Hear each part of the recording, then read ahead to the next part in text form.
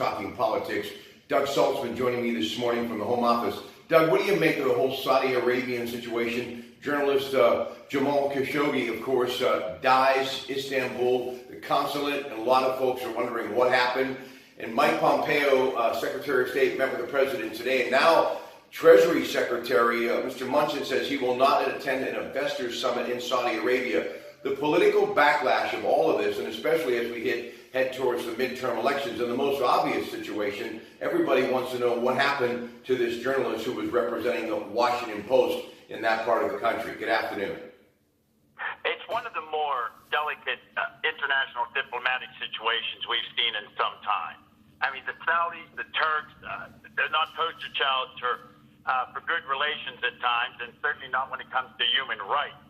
So it's a situation where the United States obviously has to investigate it, but at the same time, the Saudis are very important to the United States in that part of the world.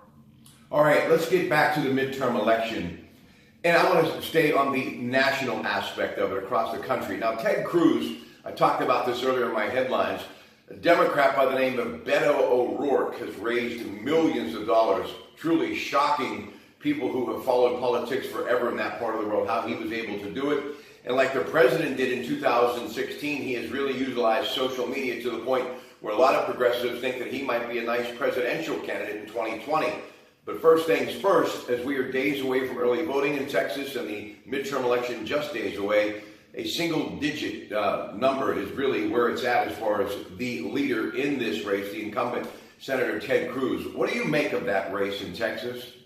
Well, the opponent of Ted Cruz has used the president's own word against Ted Cruz, referring to the president's calling him lying Ted at times during the presidential race.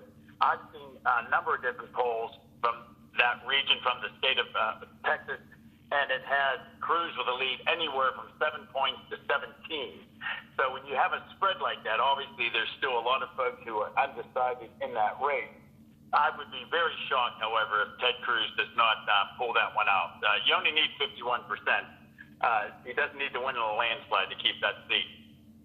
Doug Saltzman, back with more in a moment.